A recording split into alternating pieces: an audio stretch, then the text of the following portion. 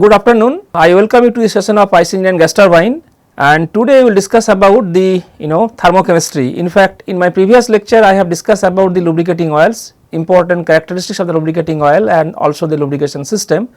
So today we will see what is thermochemistry, why you need to study this aspect in the context of internal combustion engine operation, and then we will discuss about the self ignition characteristics. So to start with, if we try to recall that we have seen whether it is SI engine or CI engine, we need to supply air plus fuel. So basically we need to supply energy, and at the cost of that input energy we are getting power output, and our objective is to maximize the efficiency of the internal combustion engine. So the energy which we are getting from the supply of fuel, definitely the chemical energy. So chemical energy will be converted into the mechanical energy, of course. Now when we are thinking about converting chemical energy into the mechanical energy, then we need to know how we can have efficient combustion, so that we can maximize the power output. So we also have seen that we are interested in to obtain the maximum power output, but while we are thinking about to obtain the maximum power output, we need to supply that is desired amount of, that is known as chemically correct air fuel ratio, that is the stoichiometric air fuel ratio. So when we are supplying fuel into the engine cylinder, fuel in mixing with the air will be combusted, and because of this combustion you will get heat energy. So this energy is utilized, this energy is used to for the work output or the power output from the engine cylinder. Now in the form of the rotation of the crankshaft. So that is, the energy is converted from chemical to the mechanical, but we cannot trivially ignore the frictional effect, other parasitic loads that we have discussed in the context of different modules of the internal combustion engine, but keeping the magnitude, we can reduce the frictional effect by providing lubricating oils, but other parasitic loads will be there. So keeping in mind that we will have parasitic loads, frictional effect will be there, but still if you would like to increase the efficiency of the internal combustion engine, then we need to know how we can have efficient combustion. To ensure the efficient combustion, so that we can convert the chemical energy in a proper way, and for that we should have proper combustion, and for that we need to supply required amount of air. So essentially we need sufficient amount of oxygen to have complete combustion of the fuel, and when we talk about the sufficient or the required amount of oxygen, desired amount of oxygen for the proper combustion, and that oxygen will come from the air. That means we are supplying air fuel mixture, that is nothing but charge. So we need to know, to ensure the stoichiometric, rather we need to ensure the combustion should be stoichiometric and it should be chemically correct. So the chemically correct air fuel ratio should be there, so that the amount of oxygen required to burn that amount of fuel will be available in the combustion process. Now we know that when we supply fuel into the engine cylinder, and that fuel is basically hydrocarbon. Now to burn that fuel we need to supply oxygen, and that oxygen we will get from the air. So knowing the chemical formula of the fuel, which is very difficult to say. Fuel is basically not a single hydrocarbon, but other families of hydrocarbon, family of hydrocarbon. Now so to ensure that whether the fuel is supplied for the spark ignition engine or any other particular fuel is supplied to the compression ignition engine, we need to ensure that the fuel will be properly combusted, and for that the amount of oxygen needed will be supplied properly. That is, we need to ensure the chemically correct or stoichiometric fuel air ratio. So that means if we talk about thermochemistry, so this module is nothing but to get information about the chemically corrected or chemically correct or stoichiometric reaction, from where we can at least estimate the amount of air needed for the supply, for the proper combustion or the complete combustion of the fuel. So, today we will discuss, taking one example, that if we supply this particular fuel to the engine, and to burn that particular fuel, what will be the amount of oxygen needed, and to obtain that oxygen, what will be the amount of air we need to supply, and then only you can say that complete combustion will be there, and the energy that will be developed because of this combustion will be utilized to maximize the power output. This reaction that I was talking about, chemical reaction, these are the these reactions are the exothermic reaction. So, the heat energy will be generated, and knowing the chemically correct or the stoichiometric air fuel ratio, that will be an indication. That means, if we supply the higher value of the fuel air mixture from the than the chemically correct value, or lower from the chemically correct value, what will be the problem for the engine operation. So, we can start our discussion taking one example where we can consider one fuel, and but before that we can draw that one schematic. So, this is air and this is fuel. So, this is air plus fuel mixture, and that is supplied into the engine cylinder.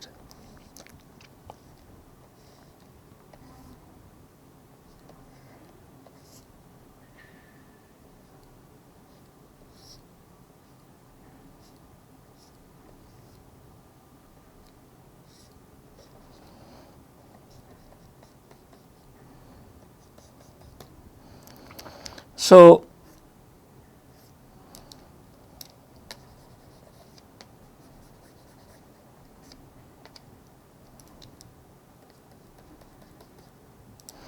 and piston movement will be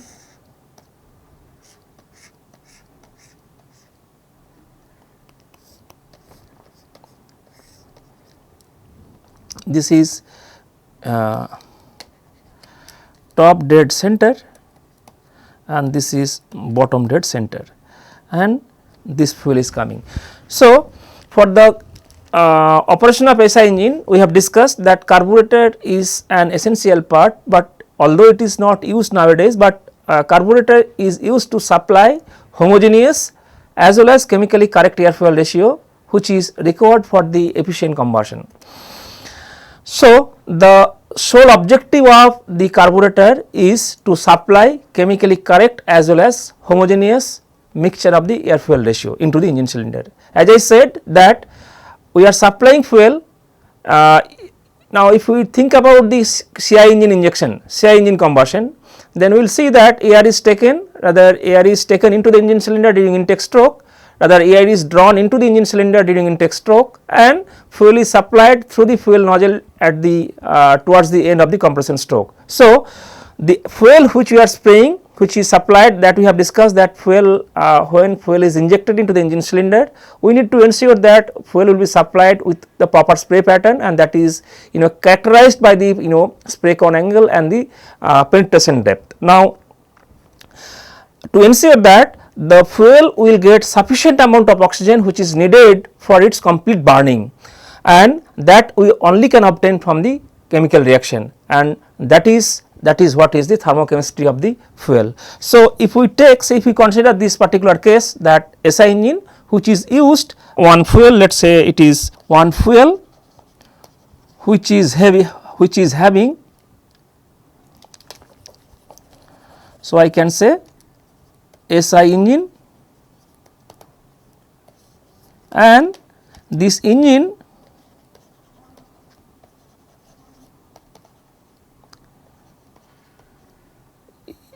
use one fuel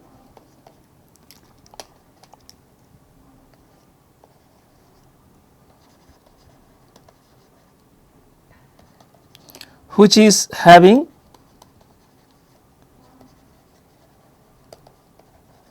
chemical formula C8H18.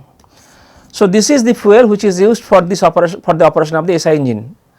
Now, if we supply this fuel and our target would be to complete to ensure the complete burning, and for that if we can ensure complete burning, then we will get the required amount of heat energy. So, the chemical energy which is stored within the fuel itself, that energy will be converted into the heat energy, but we need to ensure that conversion will be complete, that the amount of heat energy we are supposed to get from the burning of this particular fuel, we will get it, and for that what is the amount of air, what is the amount of oxygen needed for that. So, this we can get it, this we can get from the thermochemistry analysis, that is from the chemical reaction. So, if we try to write the combustion reaction,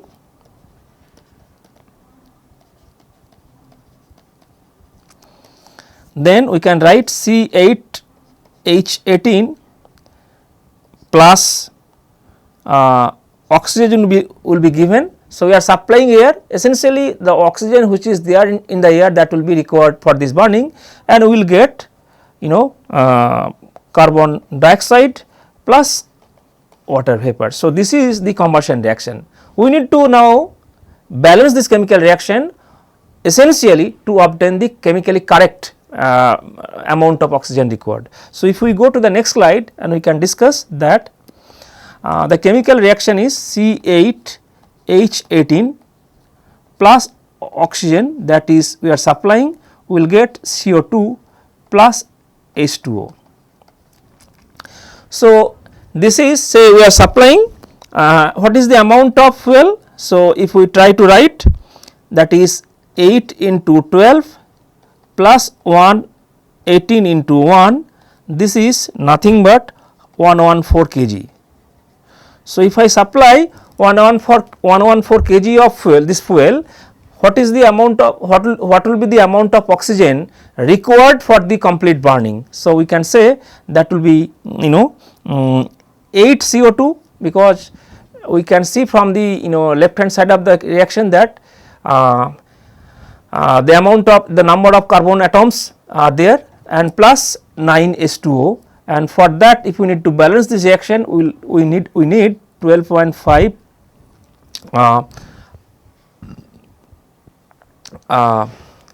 in this left hand side. So, the oxygen that will be required for the complete burning of this 114 kg fuel, that is nothing but 12.5 into 32, that is nothing but 400 kg. So, from this reaction we can say that this reaction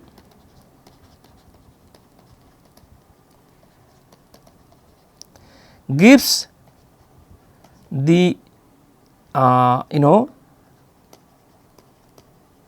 amount of air needed to burn 1 kg of fuel. So, knowing this chemical reaction, we can obtain what is the amount of air needed for burning per kg of fuel. So, if we try to write that, so from this expression I can write kg of O2 divided by kg of fuel, that is I need to we need for 114 kg of fuel, we need 400 kg of oxygen, that is 400 divided by 114, and that is nothing but 3.509. So, that is if I need to burn 1 kg of fuel, I need 3.5 kg of oxygen for the for this reaction to be completed, complete. Now, this is the amount of oxygen needed for burning per kg of fuel, but as I said at least 3-4 times that we will get this amount of oxygen from the air, that is why we are supplying air in the engine. Now, we know that 1 kg of air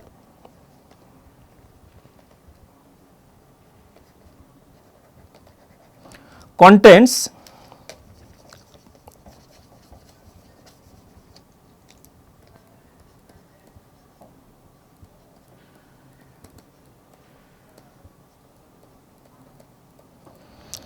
you know 0.232 kg of oxygen.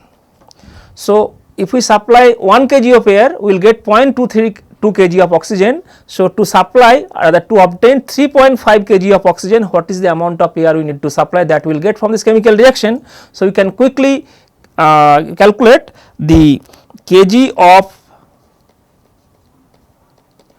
air divided by kg of fuel, that is 3.509 divided by 0.232, that is nothing but 15.12.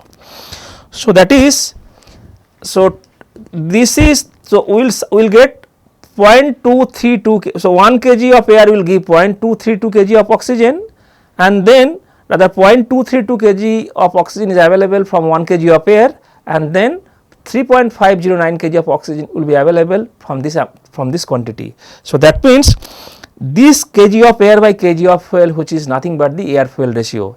Air fuel ratio, that is the chemically correct air fuel ratio, which is also called stoichiometric air fuel ratio. So, that means if we try to write that chemically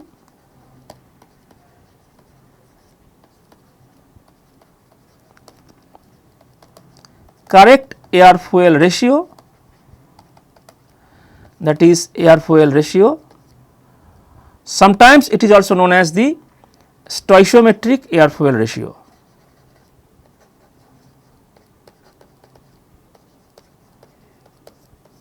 Stoichiometric air fuel ratio.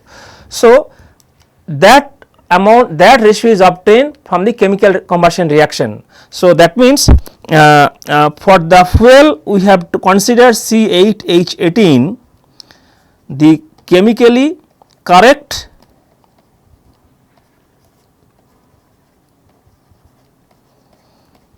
air fuel ratio will be equal to 15.12, and if we try to obtain the chemically correct fuel by air ratio, that will be equal to 1 upon 15.12, and these two are, I mean, very important quantities to know for the proper combustion. So, at least I can say from this example that if we supply C8H18 as a fuel for the SI engine and then or SI engine, then to have the complete combustion, we will see later that whether this fuel is used for the CI engine or SI engine, whether CI engines or it is used for the SI engine.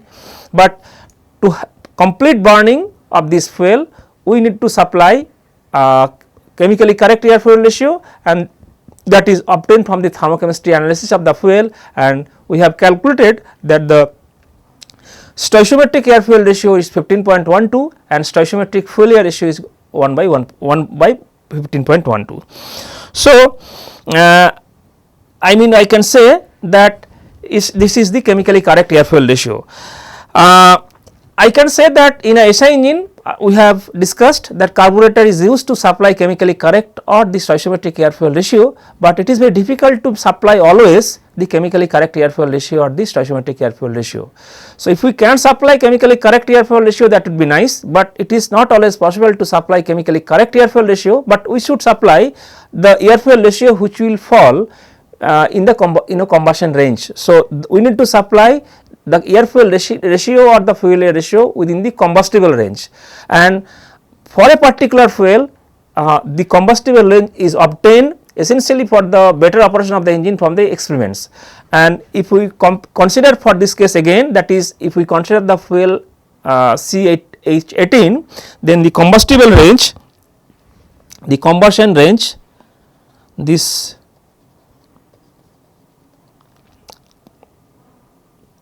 I can say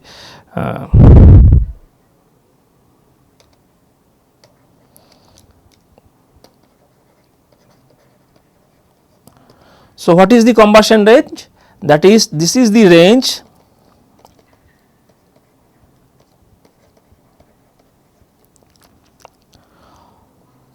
of fuel and air ratio for which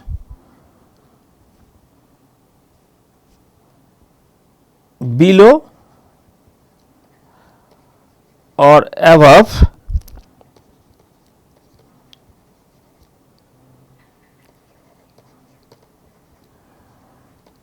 no combustion will occur.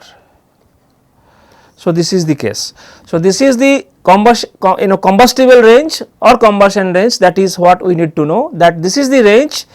Within this range, if engine can be operated, engine will run, combustion will be there, but if the air fuel ratio or fuel air mixture either becomes above this ratio or above this range or below this range, no combustion will occur.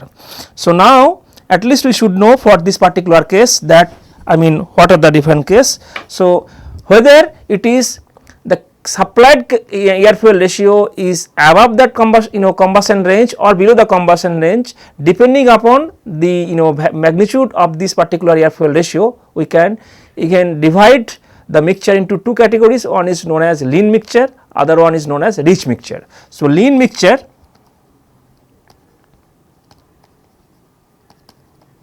that is mixture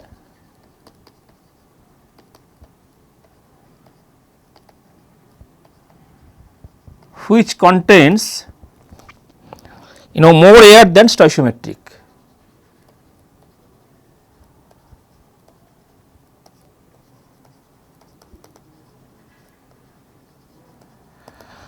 And rich mixture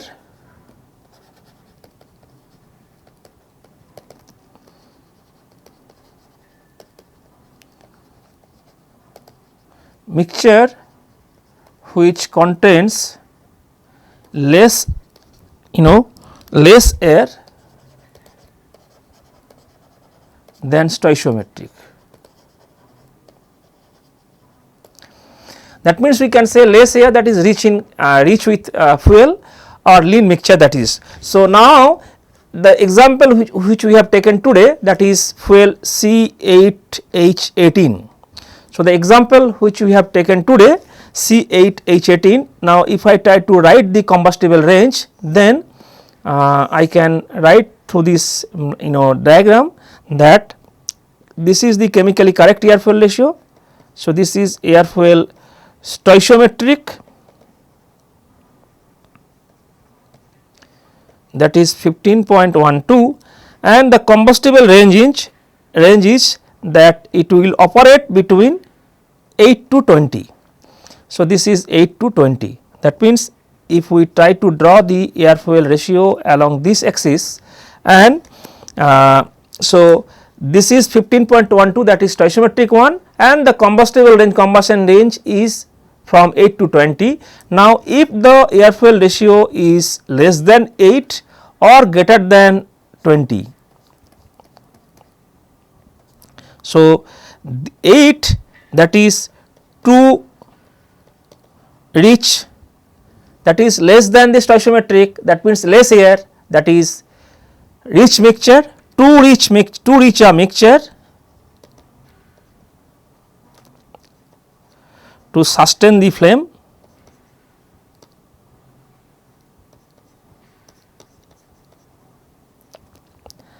and this is too lean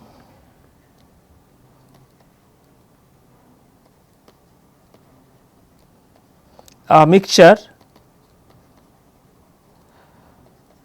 to sustain the combustion.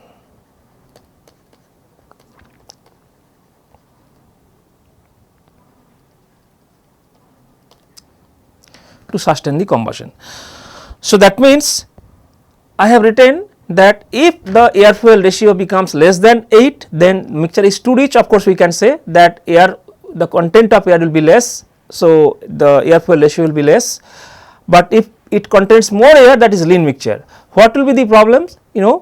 If the mixture is too rich, then it is very difficult to sustain the flame, but if the mixture is too lean, then no combustion will occur. Rather, very difficult too lean a mixture to sustain the combustion. What will happen? Now, so that means if we consider C8H18 as a fuel for the engine combustion, we need to ensure that always we should be able, rather always the air fuel ratio which will be supplied to the engine cylinder will have a value which is in between, that is 8 to 20. Now, if there is more fuel, the case that is when the air fuel ratio is less 8, then heat, that is rich mixture, that is it contains larger proportion of the air, larger proportion of the fuel as compared to the air, and the flame that will be developed because of this combustion. So, I said that combustion is nothing but the appearance of visible flame. So, when flame will be developed, but the excess oil, that is excess fuel, that is present, that means the energy, because the combustion is nothing but the appearance of visible flame. To sustain the flame, we need to supply always we need to develop energy. So, the flame will be developed, but the mixture is rich. So, the energy that will be taken away by the excess fuel, so flame won't be able to sustain. So, the heat generated due to the combustion process will be taken away by the excess amount of fuel present, and combustion will not sustain. Similarly, if the air fuel ratio is larger than the stoichiometric one, and also which falls beyond the combustible range, then what will happen? That is too lean mixture to sustain the combustion. That means much concentration of air which is there, and fuel is chemically correct, but the heat generated that will be dissipated by the excess amount of air present, as a result of which combustion won't sustain. So, to summarize today's discussion, we have seen that whether it is SI engine or CI engine, we need to supply chemically correct air fuel ratio, essentially to optimize, rather to maximize the engine work output. So, you are supplying fuel which is nothing but hydrocarbon, the stored chemical energy will be converted into the mechanical energy, and this conversion takes place through the chemical reaction, combustion reaction. So, we need to ensure that the fuel which is being supplied will have proper combustion, proper burning, and to do that we need to supply sufficient amount of air and sufficient amount of oxygen which will be available from the required amount of air being supplied. And to know that the amount of oxygen required for burning that fuel, we need to consider the chemical combustion reaction, and from that we can calculate what is the air fuel ratio. It is very difficult to run engine with a stoichiometric air fuel ratio, that always we cannot ensure that the engine will get chemically correct air fuel ratio, but it is seen from the experimental observation that if we can run engine within the combustible range, and that depend upon the engine engine types of the engine, and also the fuels quality of the fuel, types of the fuel which is used, but we will have a specified range. Now, if we can run the engine within the specified range, fine, engine will run, and we can obtain optimum performance from the engine. But somehow the air fuel ratio or fuel air ratio which is being supplied into the engine cylinder falls below this range, either above or below, then combustion, it is very difficult to sustain the combustion. Either the energy being developed by the combustion will be taken away by the excess amount of fuel, or the energy which is being generated will be dissipated into the dissipated in the into the air which is present, the excess air which is present. So, combustion won't sustain. So, what we understood, that we need to supply chemically air fuel ratio which is although chemically correct, but at least we should try to supply within the combustible range. So, with this I stop my discussion today, and we will continue our discussion next class. Thank you.